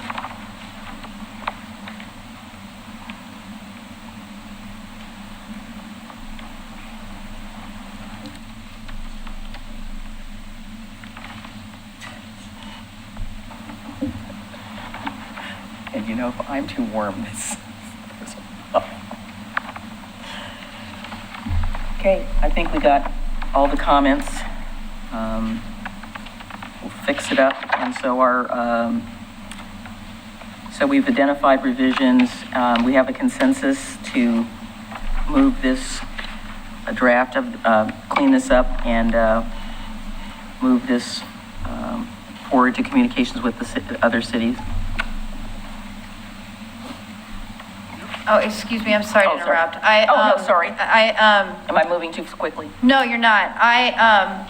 In a revised version this afternoon, it occurred to me that I didn't include in the request that they respond within 30 days. We talked about at the work session that we were going to ask cities to extend their interest in joining, and I had put by contacting Ms. Troutman within 30 days. And I didn't say it had to be a formal council declaration, but just express interest in further discussions with Ms. Troutman within 30 days of the date of the letter, and I had forgotten to put it in this draft, and it's my fault, so. Is 30 days sufficient? That's what I'm wondering. West Lynn takes August off. So if they want to have a commission discussion of it, that wouldn't happen till September. And I don't know if any other cities takes August off. Not that I'm aware of. I did speak to Mayor Bielostowski about this, and he said he was going to try to get some discussion about it on, at least preliminarily, on his next agenda, which would be next Tuesday. So I can follow up with him and see what's going on there. Hopefully see him shortly because we have another meeting coming up. So regardless whether it's 30 days or 45 or whatnot, I would be very much interested in setting like a time frame on this. Absolutely. As we are communicating our imminent intent to Yes. formalize a request with the county. Right. Having sometimes received these, I think a little more time would be helpful. I mean, we're trying to build consensus. Yeah. There's going to be a lot of questions. Some jurisdictions have taken actions. Some jurisdictions have talked about it. Some probably it's not even on their radar. Just trying to bring staff up to speed, to talk to their commission, to even bring them something. I guess I know we want to move, but I do wonder if maybe a little more time, especially over the summer, in order to build the biggest group we could would be beneficial. Because I agree with Commissioner Mitt. I mean, some of them might not even be meeting over the summer. What time frame would you suggest? I would say 60 days. I mean, that gives you 2 months. I like 45.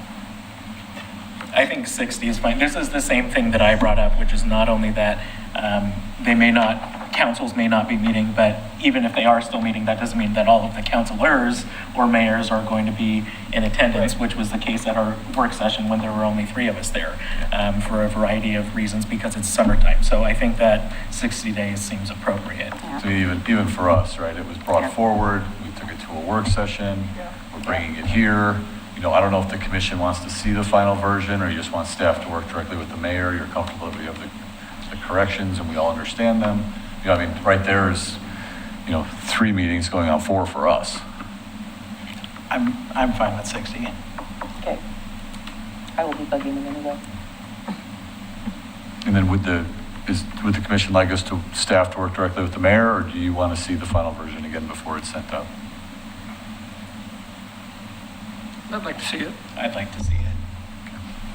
And I suggest instead of saying 60 days, put an date. 60 days sounds like, here's your deadline. We'll come up with By something. September 15th or something. whatever, Sounds yeah. a little less harsh, to me anyway. Yeah.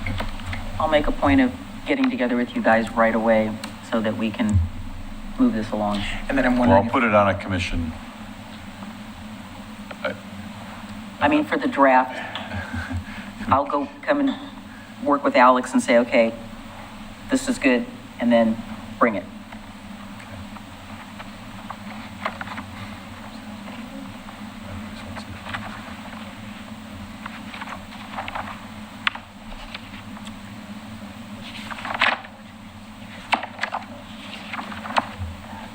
We're bringing it back. We're doing this. Minor tweaks. So I guess just clarifying, the mayor wants to kind of put it in her voice a little bit. Commission's fine with staff working with her to do that. And then once we've got that, we'll put it back on an agenda. Commission will see the final version. We'll know what date that is, and we'll just add in plus 60 whenever that goes out. That'll be our next meeting is in August. Okay. All right. Come on down.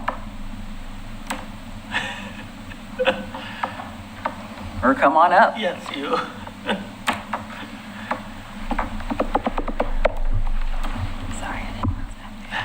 Moving on to item 9C.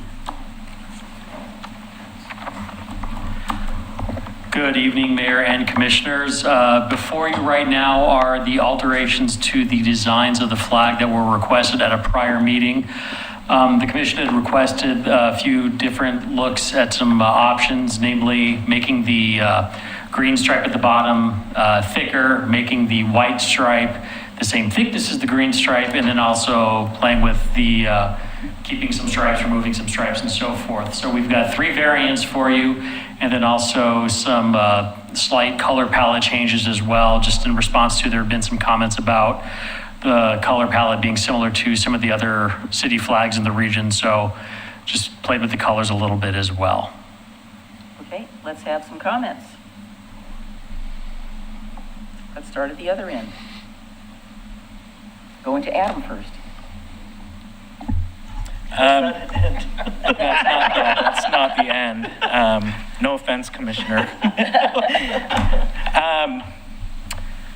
I appreciated the public comment we received about this, about just what was most popular, but at the same time, I think looking outside of the options that were given, what seemed the most popular was the AI slop that people were putting in the comments.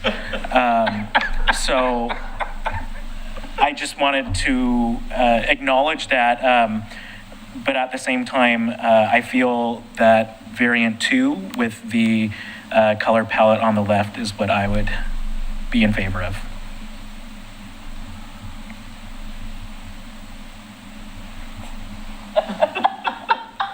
Every time I look at it, I have a different opinion. Stop looking at it. I know. I read the letter from the citizen letter that commented about the falls piece and how that was a main. It's not a I feel vote. like we did talk about it a little bit, if I can't remember in detail. But I do know that at least with this design, we talked about the opinion that the tribes believe that this was reminiscent of a fishing platform, which does have some connection to the falls. But I think, if we wanted to add a component of the falls, then that was a big public piece. I think that could be done, but. Well, then I thought one of the comments was that by adding the green stripe with the white stripe, it kind of symbolizes the falls and then the promenade along it. Yeah. So there is some with variant 2. Right. Yeah. Also wanted to point out that this was not an official vote. It was Right. advice and comment. So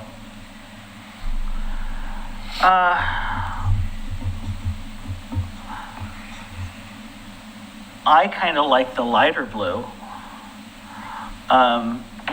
as opposed to the dark blue. And yet I was like, well, there's no version of the light blue and the light green. There's the dark and the light and the dark and the light, which, I mean, I'm sure the part of that is having a contrast. I mean, I lean more to the ones on the right in terms of the color, and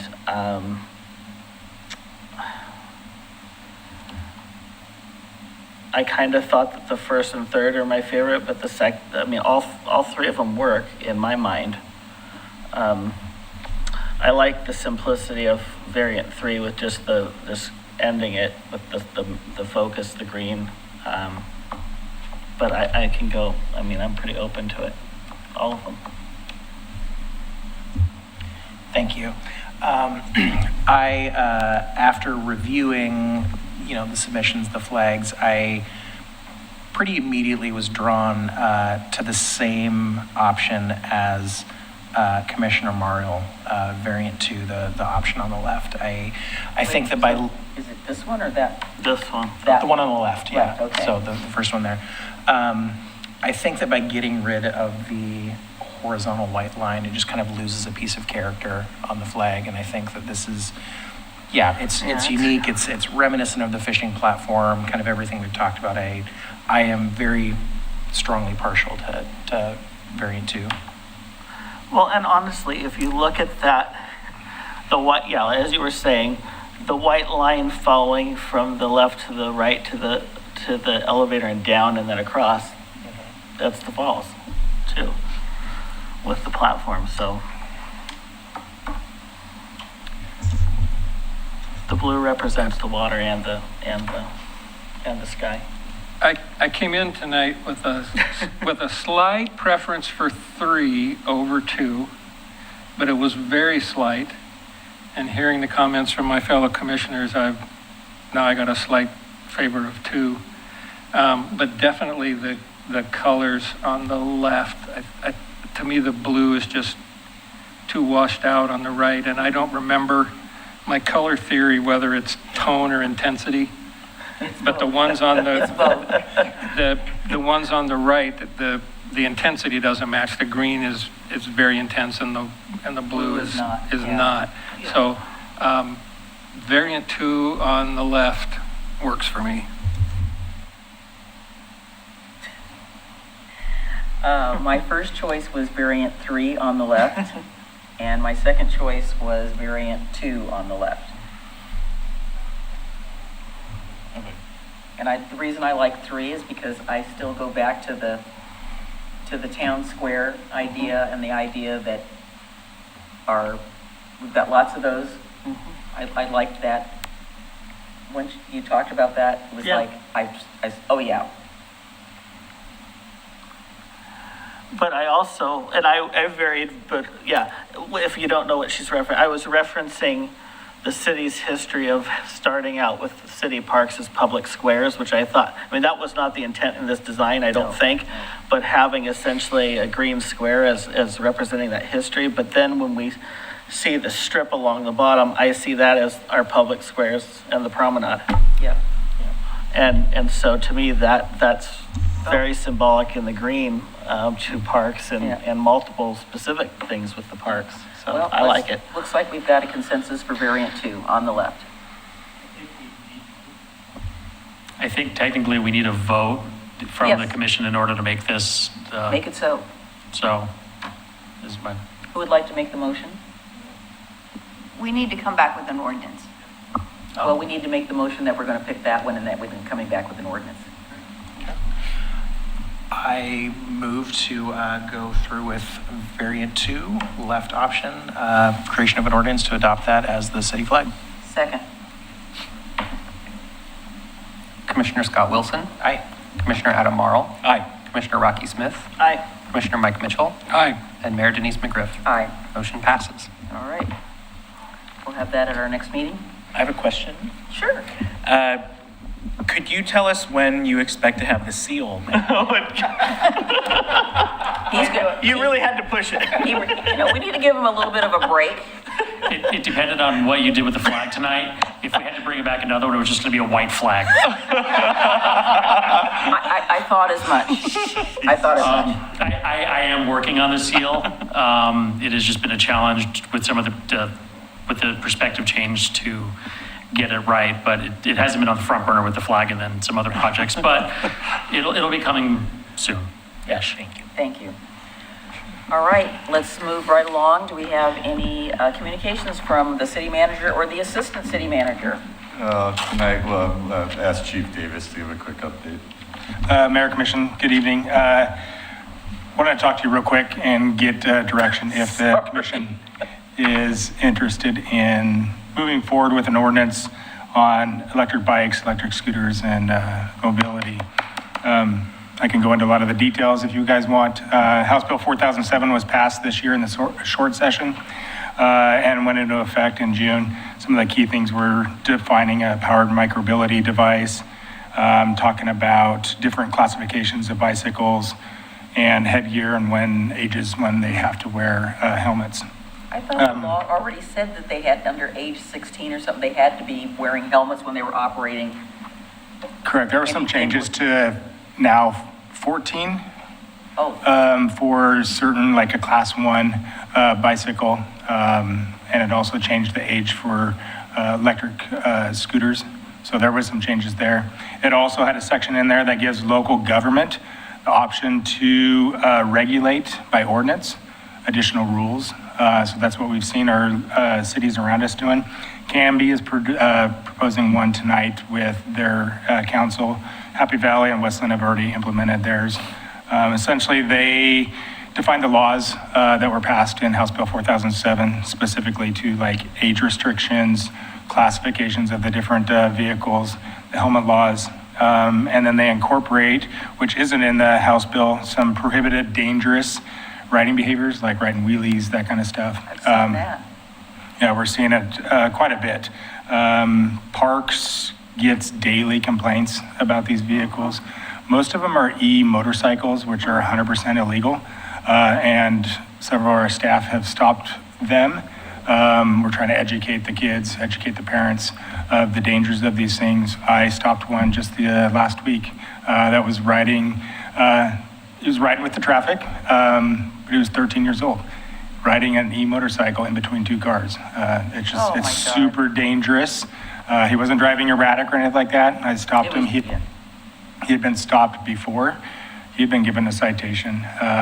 He had also been in a crash with another juvenile. And we're grateful, but it was a very serious crash that both of them are lucky that they weren't killed. And that was earlier, either this year or last year. So we're seeing the dangers. Were they wearing a helmet? When I stopped? Yeah. Yeah, he was wearing a bicycle helmet on a motorcycle that was not strapped. So we're seeing the dangers. They're just, the kids don't understand. One of the other things that they're also adding in there that isn't in the law is that guardians can be cited if they're allowing the kids. So that's one thing that we would like to explore. So with that, if I have the consensus, I'd be more than happy to bring something back as an ordinance, very similar to the other cities that would address that. I've also talked to the Ms. Richter about the possibility of, and I don't even know, she's exploring it, if we could seize one under safekeeping if we can't get a hold of a parent if they're under a certain age, because right, if this 13-year-old would have took off, give him a citation, right, he's drives off and gets hit by a car, right? What's the liability the city then has? So we're exploring that, more to come on that, but if the consensus is, I'll bring forward an ordinance very similar to Canby, Westland, and Happy Valley. Yeah. If you could just describe real quick, just for everybody, there is a difference between kind of e-bikes with pedals. Correct. Versus these little motorcycles. Motorcycles, right? And my understanding is the motorcycles are not allowed on public roadways. Correct. They're 100% not allowed. They would need to be licensed. They need to be insured. They fit the definition of an off-road vehicle, so they can't even be on the road. Those are the ones that we're seeing that the kids are driving more erratic, more dangerous, putting themselves at risk, putting motorists at risk. I mean, when you're driving down the road, you're not expecting to see these kids or individuals on these things. So we're taking the education approach. We contact the kids when we can get them stopped or located. We're also then educating the parents, and that's what we're going to continue to do. But if that doesn't work, we've had one officer that's talked to a parent multiple times. And the child continues to ride that. So with that, we want to be able to have some sort of enforcement mechanism if we get to that point.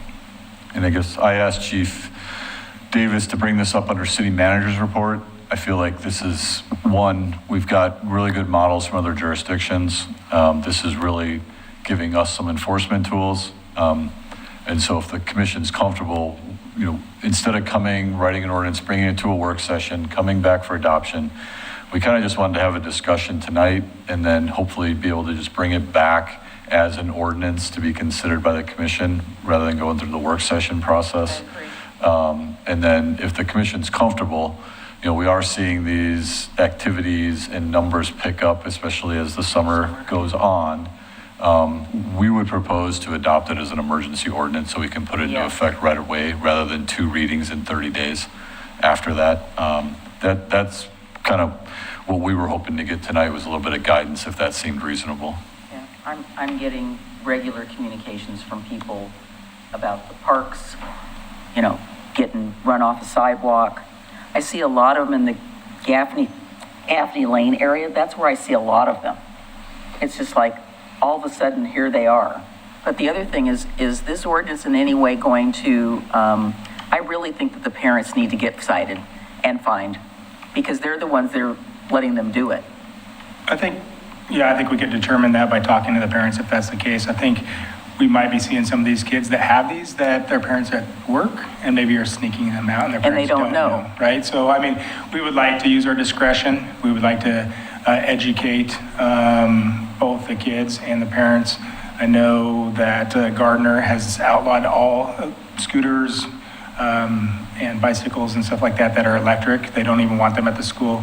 So they made that rule last year because they were seeing the dangers of kids riding them and underage and stuff. So working with our schools and try to educate everyone of the dangers. I just don't want to go to some parent and say your kid was hit and killed because they were out there trying to have fun on something that's probably pretty fun, but it shouldn't be on the road. And there's places to ride these, and they're not on our city streets, our sidewalks, or our parks. And then the other thing I have a question about is that we need to do something about, not that we can enforce anything, but we need to get information out to the retailers that are selling these things. It's just information. I'm not saying we have to go door to door, but, we can make whatever we pass available. I think a lot of these are probably getting off of Amazon and big box stores that, they're being advertised as off-road vehicles, yet kids and friends and stuff are doing them. And so we could certainly try. I think it's going to be a bit difficult. We can only try. I look at this in the same way with these companies that dump these pods on the street, at an intersection, or they're just putting them anywhere they want, and people in the community don't, they think they have a right to throw one of those things in the street. And, until somebody, they already have run into one, and, a few years back, and because they had it in an intersection, they couldn't see the car coming around, and because they just, anyway, thank you. Yes, I think you've got a consensus from us, so let's move. I do actually have a couple quick questions. Sure. So the ordinances we're talking about, it's not an outright ban, it's about restrictions on age and it's speed following and the things like current House Bill laws. Okay. But it's also with the commission's direction. I would like to add, similar to Canby and Happy Valley and Westland, the dangerous driving behaviors of riding wheelies, reckless driving, riding multiple children on them, right? I'd like to add that in there. That's not necessarily in the House bill. No, they're very common. Everyone's using those. So we could stop and talk to those kids and explain the dangers of those, and then talk to the parents too. So, and then if we do the warnings and they continue to do this, or if we've done it multiple times, then maybe enforcement is the way to go, and that's through a citation. Okay. My favorite the other day was a child on the handlebars, a child driving the thing, and one he was standing up and the other one sitting on the seat holding onto that person. And I was just like, and that was on Molalla Avenue. I just literally almost flipped out when I saw that. Yeah, they're wearing bicycle helmets right around cars, and it's just, those aren't designed for the... Only one of the three were wearing a helmet. The one on the handlebars. No, I appreciate it. Transparently, I ride an e-scooter to work every day, and I wear a full-face motorcycle helmet. That's wild to me, seeing some of these kids. Mine doesn't even go that fast. Seeing some of these kids flying at, 30 miles an hour plus And with wearing no Crocs and helmet, or flip-flops. or a bicycle helmet at best. And I think that there's just this lack of education and understanding on parents. Like, this is not a bicycle. This is effectively a motorcycle. Yeah. Okay, thank you. Yes, go ahead. I did not hear it at the beginning. Did you say that this was requested by the police department? We've seen a lot of complaints, and I know that other cities around us, and I've heard I've got emails from the mayors saying, hey, this is going on in other jurisdictions around us. So I am in favor of this, just for an enforcement tool, because we could cite potentially a parent for failure to supervise, but that only goes to 15. So if you have a 16-year-old, which we're not, I don't think, seeing as many 16, 17-year-olds, we have no enforcement mechanism on a guardian. So yes, that is to make the police department is also recommending this move forward. Commissioners, any? Sounds good. Okay. All right, are we ready to adjourn? Okay. We adjourn this meeting and we will go into executive session. Thank you, Jared.